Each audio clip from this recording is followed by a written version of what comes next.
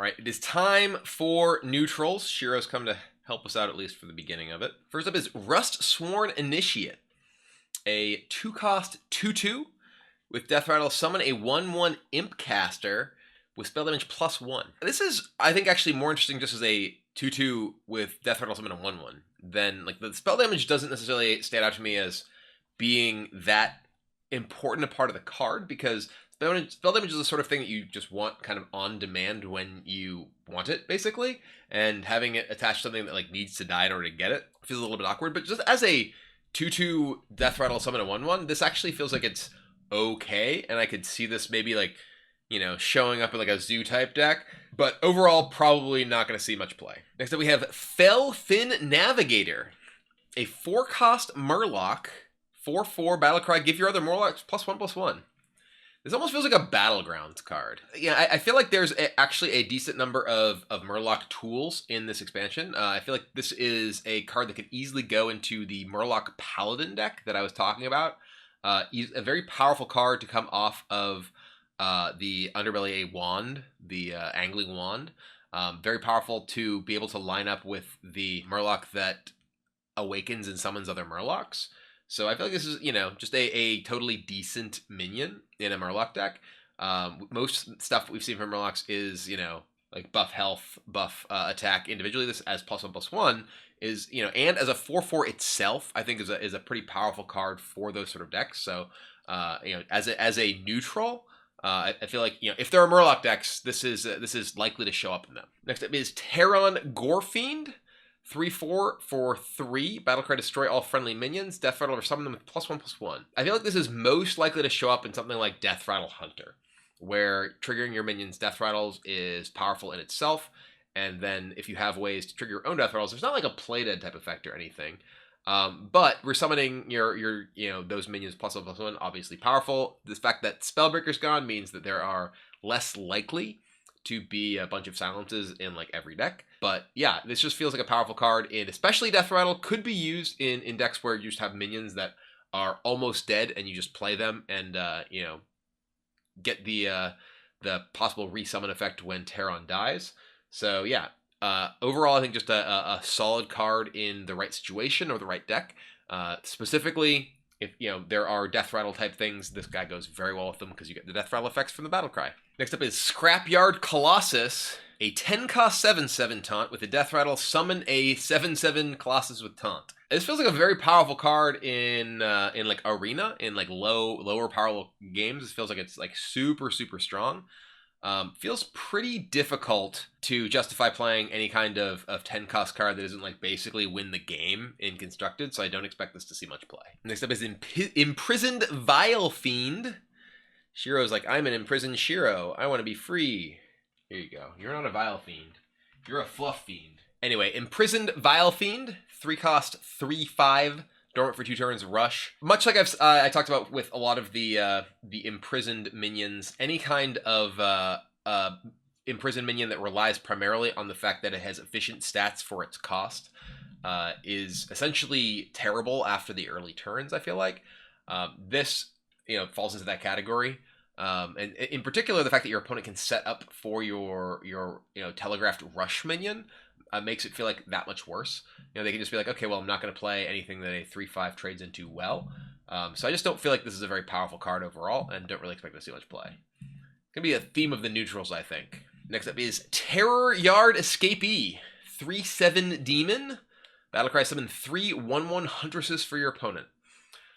This, I think, has a couple of roles. One, it, you know, possibly is good if you have like Risky Skipper, Whirlwind type effects, but still probably don't want to play it. But mostly I feel like this is yet another card that is very good against Reanimator decks. Anyone that's trying to resurrect stuff, I feel like Terror Guard Escapee is, you know, yet another way that you can muck up their res pool and end up trying to give them back 1/1s. Next up we have Rustsworn Cultist, 4-cost 3/3 with Battlecry. Give your other minions Death Rattle. Summon a 1/1 demon. This card I actually think is pretty interesting. It feels like a reasonable card for like token decks. I can easily imagine this being played in like the token Illidari decks. If you play this with like the rush spell, play this, you've got a bunch of 1/1s that then rush in, give you more 1/1s. It's a totally reasonable body to help set you up for like a Bloodlust, kind of like a Soul of the Forest, right? You think about Soul of the Forest, you know, a 4-cost spell that gives you 2/2s on the back end. This is a 3/3 body in the first place that gives your other minions 1/1s in the back end. So this is actually a totally reasonable card, and I can see this being played in decks that have like ways to utilize the bodies, that, like, you know, looking to protect from AoE and stuff like that, especially in classes that don't necessarily have ways to do it themselves. That said, most of the classes that have ways to do that, or have ways to really utilize those tokens, like Druid or Shaman, already have ways that are probably a bit better than this. But if other classes are looking for this effect, this gives them that option. Next up, we have Replicator, a 4-cost 3/3. At the end of your turn, transform a neighbor into a copy of this. It's a weird card. I can see maybe you play this in like a, you know, token deck. You're just like, you know, you're like hero power using a totem, you know, whatever. Like, you know, start making a bunch of these. Hope your opponent can't kill them. Probably not a good card. Seems like a kind of, you know, like fairly memey card, but could be used, you know, in Paladin or Shaman in the way that I was talking about, or you know, other decks that are looking to make a bunch of 1/1s. Basically, you can just use this to turn small things into 3/3s. 3/3, unfortunately, is a very easy spot for people to AoE, like Crazed Netherwing, now like Chaos Nova, whatever. So unlikely to be great. Maybe you can buff this and then start making copies of it, and that could be more powerful. You know, I doubt this is going to end up being a card that sees a lot of play, but it's definitely going to be a card that can create some pretty crazy highlight reels if you do end up using buffs on it. Maybe in Wild, you end up magnetizing to this and suddenly have, you know, Replicator with Ziliax and War Gear, and everything is just like, you know, suddenly enormous. So he's also really cute. Next up, we have Kaelthas. I think at this point, everyone has Kaelthas. Pretty much everyone's played Kaelthas. Kaelthas, I think, is not as amazing, at least in current standard, as a lot of people have, you know, thought that he might be. He's pretty crazy in Wild. You can basically like kill people instantly with like Wild Druid decks with Kaelthas.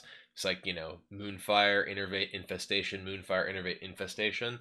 Just play your entire deck. But I do think that Kaelthas, you know, makes people reconsider basically any big spell. I think this in like Hunter, I talked about this during both my my reveal for it and my review of Nagran Slam. You know, just being able to play you know, 10-cost spell that can do a bunch of damage to your opponent and generate board presence. Really, really powerful. You know, I think that it has, this is a card that makes us look at every expensive spell and every cheap spell differently, right?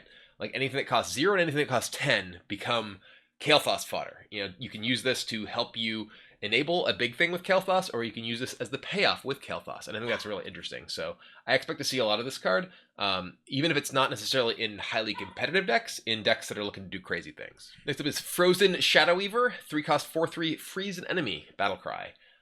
Glacial Shard was really good. This isn't a 1-cost card, but 4/3 for 3 is totally reasonable, and you know, freeze effects are good. You know, I think this is a card that could definitely see some amount of play. You know, not nearly as good as Glacial Shard, like I said. But the utility of freeze a guy is actually pretty major, especially in like mid-rangey type matchups or against opponents. The fact that this works on, you know, your opponent for like a Demon Hunter who wants to be attacking every turn, being able to freeze them in a class that otherwise couldn't do that can be a really effective way to shut down a lot of what those decks try and do. So I don't think this is an all-star by any means, but this could be, you know, a role player in some decks that are looking for this effect. Next up is Bonjour Brawler, a 2-cost 2/3 taunt. Whenever this takes damage, gain +2 attack. I like that we've actually just gotten to the point that we have 2/3 taunts for 2. Like this used to be like a you know, combination of ability and stats that like you just didn't really see that much. This guy I think is good. You know, this in like Priest, this can take damage and then you heal it, and then, you know, it takes damage again and you heal it. It just keeps getting buffed. This can be good in Warrior. That's like, you know, looking to like, you know, Inner Rage this, or you know, Whirlwind or whatever else. So I think this is, you know, one of those like fairly simple, common, you know, cards that is very likely to actually see a decent amount of play. Next up is Bonjour Vanguard, a 7-cost 4/10 taunt. Whenever it takes damage, gain +2 attack. This one can take a lot more punishment, a lot more damage on this one than the other one, which means you can get a lot bigger. That said, 7 is a lot of mana. It does have 10 health, which is a lot of health. So, you know, despite being a you know, neutral card that, you know, like feels kind of clunky, it's like basically a taunted Gurbashi Berserker, right? Gurbashi Berserker obviously not very good, but if, you know, you add more health to it in taunt, that suddenly starts to get a little bit scary. So you know, I think this card is, you know, unlikely to see very much play, but I wouldn't be surprised if this popped up in like, you know, a priest deck somewhere, if this popped up, you know, in like a, you know, a warrior deck somewhere as just like a giant thing that you like, you know, end up doing a bunch of damage to and blowing someone up a single turn. Next up is Burrowing Scorpid. Battlecry, deal 2 damage. If that kills the target, gain stealth on a 5/2 beast. It's kind of a neat card. I don't really expect this to see much play. Actually, let me think about it a little bit more. I could see this seeing playing like Hunter, right? Like, this is a 4-cost 5/2 beast. Your opponent has some small minion. You're like, okay, kill your small minion, get a 5/2 that can then smack you in the face. You know, we saw like Fireplume Phoenix actually saw like a shocking amount of play. Granted, Fireplume Phoenix was you know, an elemental, and you know, was used to at least in part, you know, fire off elemental chains in some decks. You know, and this in like either Hunter or like Rogue, right? Like decks that are looking to like get damage to the opponent's face that like don't necessarily have tremendous board control options necessarily, that this can like, you know, kill a small thing. And in Rogue, like the fact that you have synergy with stealth is actually pretty relevant too. So I think you look at this and you're like, oh, this isn't very good, but I can definitely see narrow situations and decks that you can take advantage of this card. Next up is Ruststeed Raider. It's a 5-cost 1/8 taunt rush. Battlecry, get +4 attack this turn. This card just seems actually like pretty decent. You know, compare this to like Militia Commander, right? Militia Commander was a 5-attack rush minion that actually did see play basically until Mummy came around, and Mummy was just insanely good. This is like a neutral version of that has taunt. So you can come into play, kill something, and then your opponent has to attack through the remaining health of it. So I actually think this is a card that could easily see play. You could see, you know, imagine you playing this in like Priest. You know, this is like a board control card that your opponent now has to attack through. And frankly, the fact that like, you know, you can like buff it, heal it, whatever. I don't expect to see like tons of play, but I wouldn't be surprised to see this see play at all. Next up is Blistering Rot. It's a 3-cost 1/2. At the end of your turn, summon a Rot with stats equal to this minion. So it doesn't keep copying itself, but it keeps making a Rot.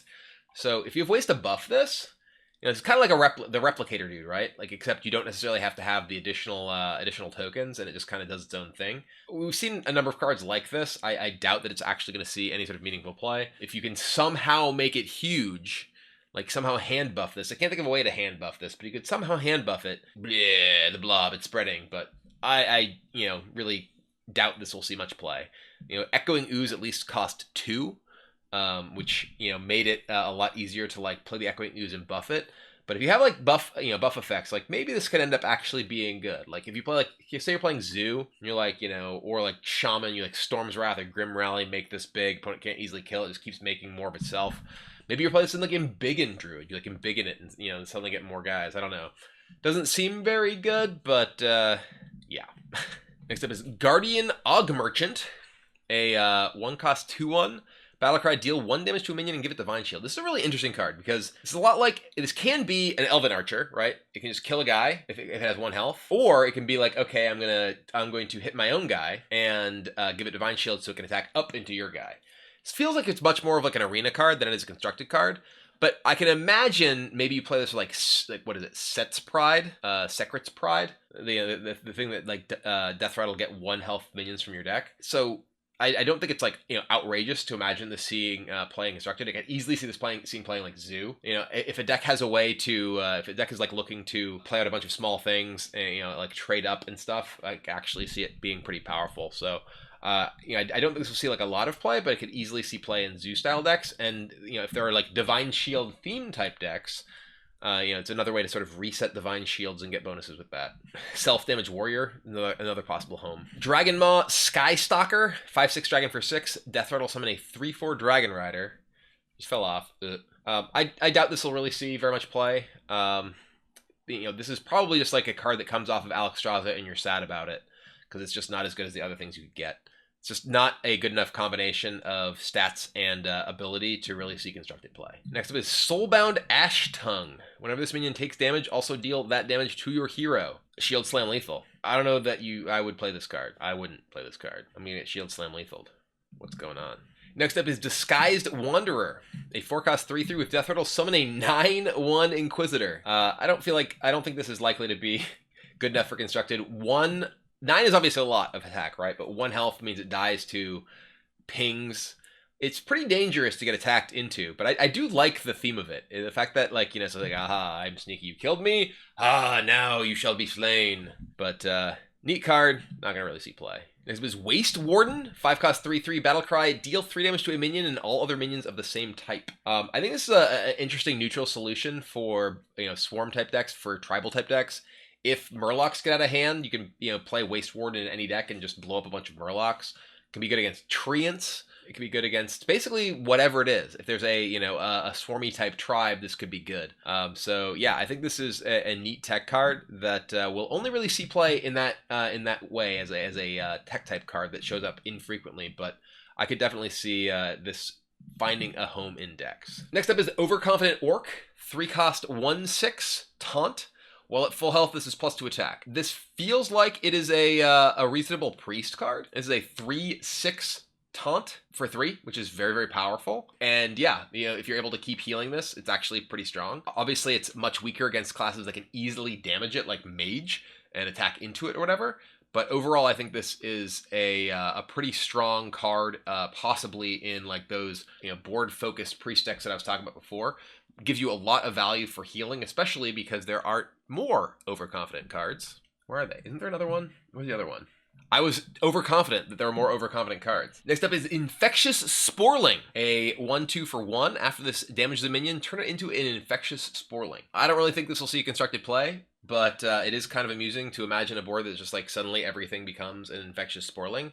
It's maybe a little on the nose for the world right now. But yeah, let's hope this doesn't get out of hand like it has in the real life. Next up is Scavenging Shivara. 6-cost 6/3 Demon. Battlecry, deals 6 damage, randomly split among other enemies. Very sad compared to the Demon Hunter version that is a 6/7 for 1 more mana that has this as an end of turn effect that just keeps using. But yeah, you know, this is, all right, this is even just other minions, not even other enemies. I literally read enemies and it's actually minions. So this is actually just like Matterer Bomber, except it only hits minions. I guess this is actually possibly pretty good if, you know, in like Arena. Like, you know, this is one of the things you say a lot in neutral. This could be good in Arena if your opponent is the only one with minions. Good at come back on a board where you're behind. Could be a good demon to randomly get if you're behind off of, like, you know, what would be doing Discover effect or whatever. But overall, I think this is unlikely to see play. Next up is Moarg Artificer, 2-cost 2/4 demon. All minions take double damage from spells. This is, I feel like this is a card that's most likely to be played if there's like a low spell, if there's like, you know, a low spell metagame. Like, this is a really good card against like Zoo. This is a 2/4 for 2, if you're looking for that. Very bad against Rogue, just dies to backstab, but it's a 2-drop. So most of your 2-drops are just gonna die to backstab anyway. So, you know, I feel like this is, you know, kind of interesting. It is slightly awkward against, like, you know, it dies to corrosive, you know, breath or whatever. But like, again, most 2-drops are gonna die to most things that are actually gonna kill this that you care about anyway. So yeah, I feel like this is actually like a better card than it looks. It looks like you want to play this in a deck that like has spells you want to blow up, you know, blow up your opponent's stuff with. And frankly, you can do that too, right? Like, you can play this alongside like Holy Smite, and your Holy Smite does 6 to your opponent's guy. You know, you can play this with like Holy Nova and do 4 with your Holy Nova. So, you know, I actually feel like this is a lot better card than it looks like at first glance. Because you can use it proactively with your own stuff, and, you know, against most opposing stuff, like, unless you have other big things in play, this is going to die to most things that would kill it anyway. So I feel like it's actually just like a fairly solid card that can create some interesting options and interesting game states. Next up is Supreme Abyssal. Can't attack heroes. We can't go face. I don't want it. No, I mean, this is, you know, Arena, pretty powerful. Kill your opponent's minions, crush them. 8-cost 12/12. But yeah, you can silence this and get someone for 12. Boom! But yeah, I don't think this is a card that people will actually put in their deck, but it could be a powerful card to get off of random demon effects with like Galakron, as long as you can silence it. Or just, you know, kill all their minions with it. Next up is Alare, a 5-cost 7/3 elemental. Death Threat will summon a 0/3 Ashes of Alare that resurrects this minion on your next turn. I feel like this is not very good against minion decks, right? This is going to be pretty terrible against minion-based decks, but this actually feels like it could be pretty strong against control. as long as they're not like silencing it. It's, you know, pretty difficult for like any damage-based removal deck to kill this if they don't get ahead of you. If you are ahead of them, this you know, a control deck, this feels actually quite powerful. But if you fall behind, it seems pretty weak. It does seem like if you can like Teron Gor Fiend this or whatever, you like play Alare, you Teron Gor Fiend it, you get the Ashes of Alare, and then your Alare comes back and you get multiple Alars. That can start to get pretty interesting. But I feel like in minion-based matchups, you know, it's got 3 health. It feels like you're gonna fall behind pretty easily. You need to have either a very good matchup for this, or synergies to lean on with it, or it feels like it's going to be fairly weak. But if you do have those, it feels like it has the potential to be quite powerful. Next up is Maiev Shadowsong. This is probably the best neutral card in the set. 4-cost, 4/3 Battlecry, choose a minion, it goes dormant for 2 turns. This is insane against like a taunt. You know, this is insane against opposing aggressive minion. This is insane against any kind of buffs. This card is just super powerful. I feel like we're going to see a lot of Maiev in pretty much any deck. You can even like Maiev your own minions and then like use mass removal effects. You can use Maiev on your own dormant minions to re-trigger their abilities. And I feel like this is like the neutral card, in the set. If you want to craft a legendary that'll go into as many decks as possible, it will be this one. She's awesome. We're gonna see a lot of her. If you put her into like literally any deck, you're probably not making too big a mistake, and you're probably doing the right thing. Oh, it doesn't clear buffs. I guess dormant. Yeah, okay. It's still good against, at like dealing with a big buff minion if you can't deal with it. But yeah, I guess it doesn't actually clear buffs like a Spellbreaker would. And lastly, certainly not least, probably the coolest card in the set, Magtheridon. This is a 4-cost 12/12 demon with dormant. Battlecry of summon 3 1/1 enemy warders. When they die, destroy all minions and awaken. So my understanding is they have to die, right? If you play this and your opponent shadow steps a 1/3, it's over. Magtheridon is not waking up. But if you kill them, they're all dead. Everything dies, and you get a 12/12. So yeah, Magtheridon, if you play this, you can play this on turn 4, your opponent gets some 1/1s. As long as they're not playing Rogue, and it can shadow step them, you don't have to worry about them just going away. You can like try and clear them. You can play this in a board that you have a few minions and attack into the minions. Then those minions blow up, kill your opponent's other minions. You get a 12/12. You can play this. Then you can play Hellfire on 8 mana, kill every minion in play, and you end up with a 12/12. There's a lot of options for how to use Magtheridon. So I expect him to not necessarily be quite good enough to be like a regularly played, like, constructed tier card is my guess. Just because, he requires combinations of stuff to work very well. A lot of the ways you'd want to actually trigger him would be with your own minions, and he kills all the minions in play. The warders probably don't have taunt. It probably would say with taunt if they did have taunt. So you can't, like, use your own minions in a board where your opponent has taunts. If your guys, like, get Faceless Corrupted, the 1/3s get Faceless Corrupted, they go away too, so they can't die, so you don't actually get to kill them. So I think most of the time, if you're playing Magtheridon, you're going to want to kill the warders in the same turn. So mostly going to want to play it with like AoEs and stuff, which does mean that you effectively turn Hellfire into a 12/12 and a Twisting Nether. So I would imagine this sees the most play in Warlock, but I could also imagine it seeing play in like Warrior with Bladestorm, as long as if there's like big things, you play this, you play Bladestorm. Warpath's going away, so you can't play this and like triple Warpath them away.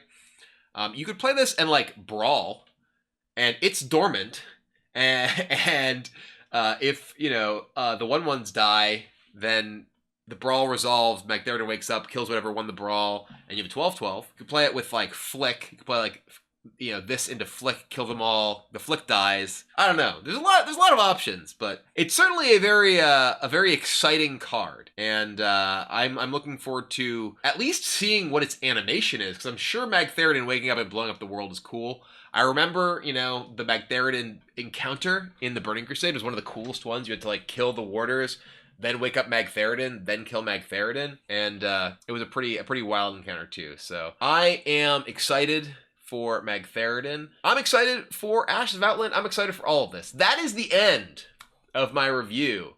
So thank you all very much for watching. If you, I'm sure, have anything that you have disagreed with me throughout this review, let me know, and we will find out soon. Who's right? Who's wrong? Who's playing Magtheridon? Who's not? I don't know. Anyway, Ashes of Outland coming soon. Can't wait. See you there.